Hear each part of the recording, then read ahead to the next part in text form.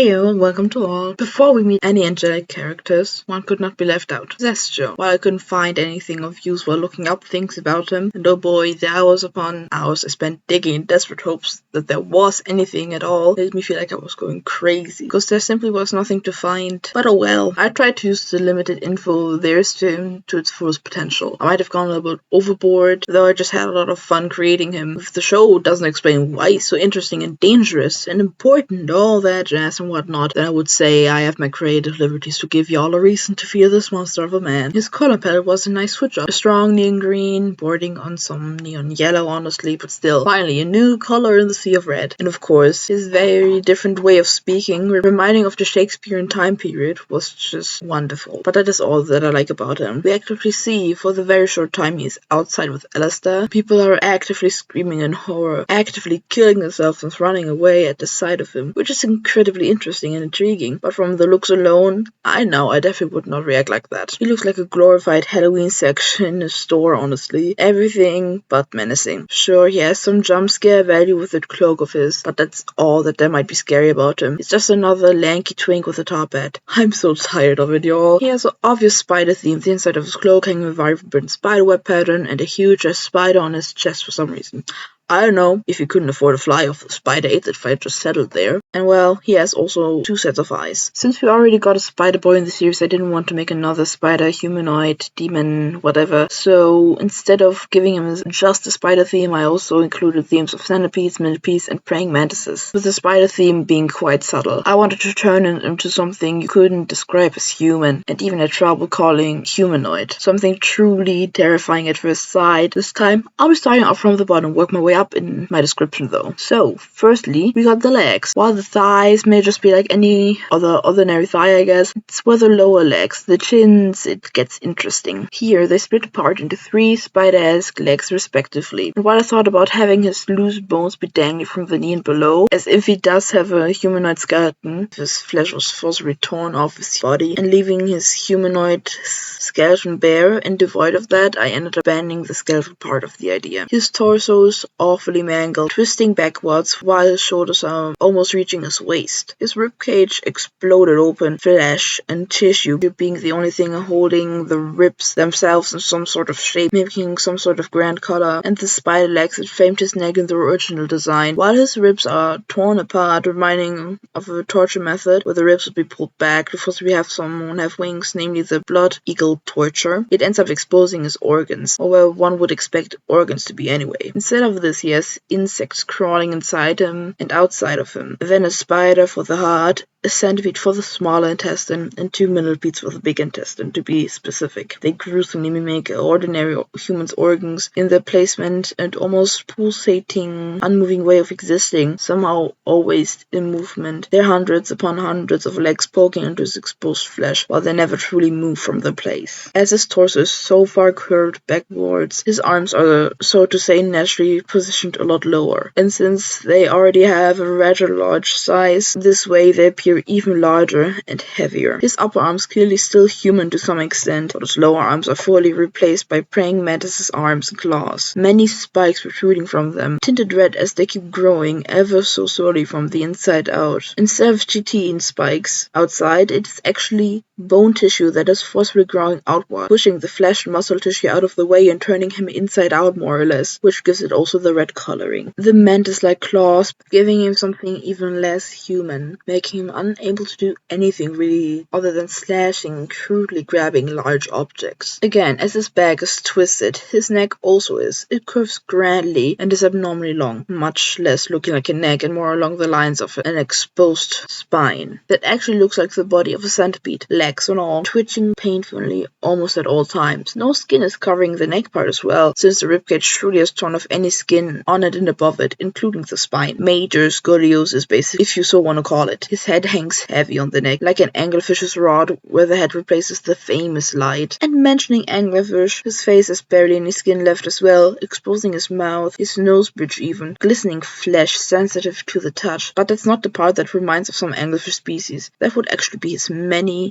teeth protruding from his gums and anywhere where exposed flesh is in his face, more or less. His jaw hangs low and heavy, barely able to speak, it just drools hungrily, more or less. Yes, he can speak. He does must be. But you can hear how exhausting it is for him to communicate in this body. His words carefully chosen, and of course, still speaking in the Shakespearean style. His eyes have no eyelids, staring blankly almost into nothingness, only to then snap back at you, to stare even deeper into your soul, glowing a bright, venomous green. His eyes also aren't just the regular eyes anyone would have, but have the many, many facets of a traditional bug's eye, distorting his vision as well to the whole other mess his body is in. I actually gave him hair too. It's messy, it's long and grey, showing his age and twisted mind to some extent. His clothes are clearly inspired from his supposed time period. Puffy upper sleeves and trouser legs, long grand sleeves and trouser legs that are so large and grand they look more like a skirt almost. His outfit overall is just grand. It's big, it's expensive looking, like a forgotten nobleman's fine evening wear. His spread open mix mimic a grand color, as I already mentioned, and might just look like one from afar even. Only when one dares to get closer, one can see that it is in fact his ripped open chest and not just another article of clothing. The inside of his sleeves have a faint spiderweb pattern as well for his trousers' lower parts, as his legs poke through the fabric in a slim cutout. If one was to see it from above, it heavily reminds of a spider sitting in the middle of its web too. It was actually very surprising to see how much humanity it gave him back when aligned and colored the robes, especially the trousers. So I guess his only true humanesque trait is that he wears some sort of clothing in the end. Gives you something to think, I feel like. But anyway, overall I try to keep his OG colors. Green, dark blues and red tones, so a lot more balanced. Instead of a neon green that borders on yellow, I went for deep, gentle forest greens, dark pinkish burgundy red tones, and of course some cool blue, purplish gray tones. In addition to that, we also got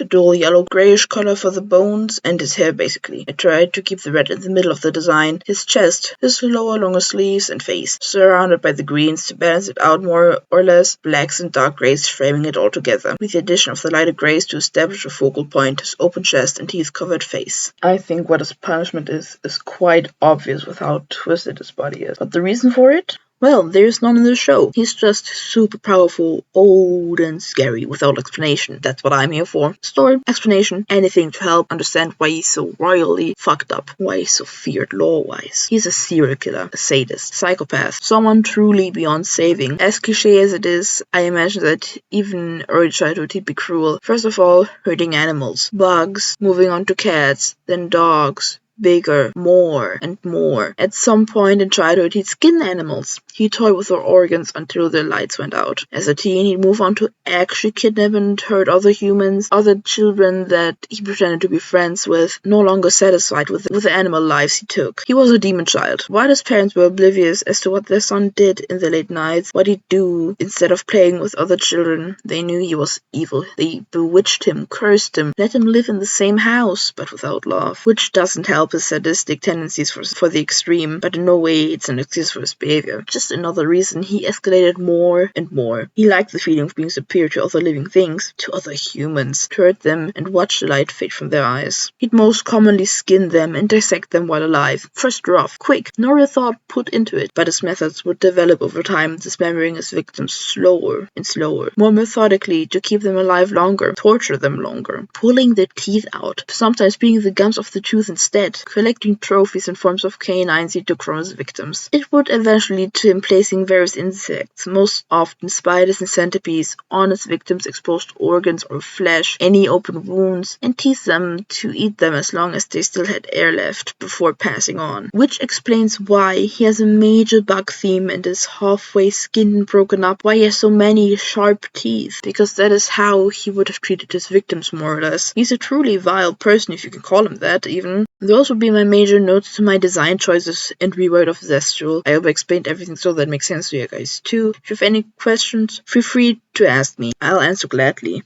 And before anyone comes asking if I'll do Mimsy, I dislike her so very much, if not to say hate her. She felt so unnecessary. I don't got any ideas even after trying to get inspired by other people redesigns, try to get inspired to what she's supposed to be and just can't come up with anything at all. In my take on Hazbin, she simply just doesn't exist, okay? I quite literally hate her so much. Oh god. Sorry for that little rant, but just had to put it out there that she's gonna be completely missing from my redesigns. And well, anyway, I hope you have a good time with the rest of the time lapse.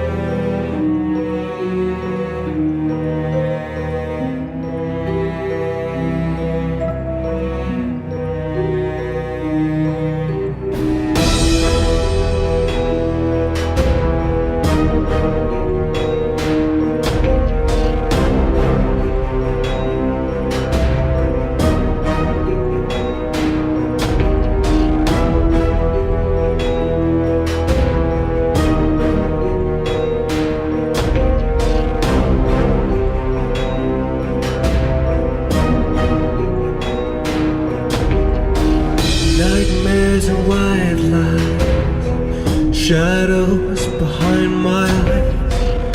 The beast within leaves me terrified. I try to let it fade, the monster that I've made, but it's creeping in from all sides. I'm still looking for the truth, still hoping to find you.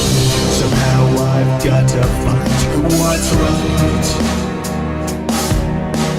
Scared I will run away, I'm losing hope today. I can't tell the shadows from the light.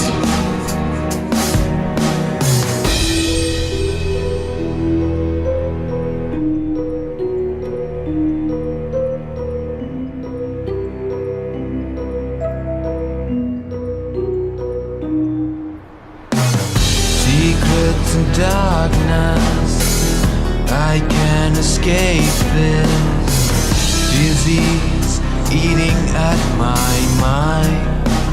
Oh, the untamed side of me, my own enemy, I hold in a prison inside.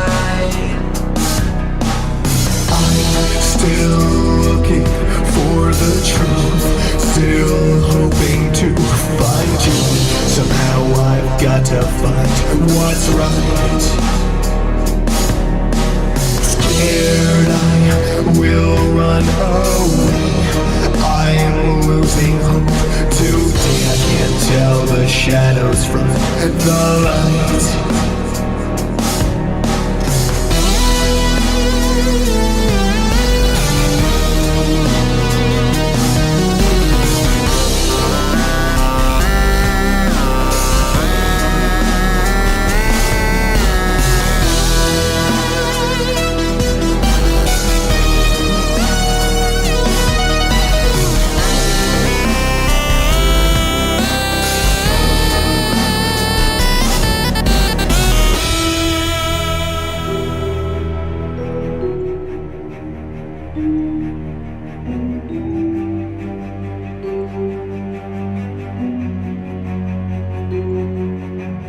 Watching, waiting, lights are fading, loving, hating, words degrading. I can't fight the shadows within me.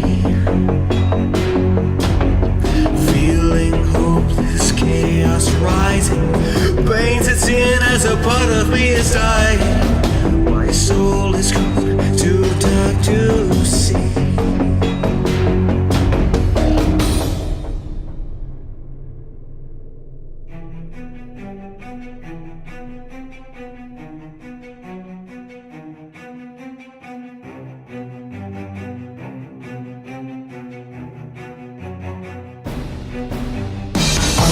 Still looking for the truth, still hoping to find you. Somehow I've got to find what's right.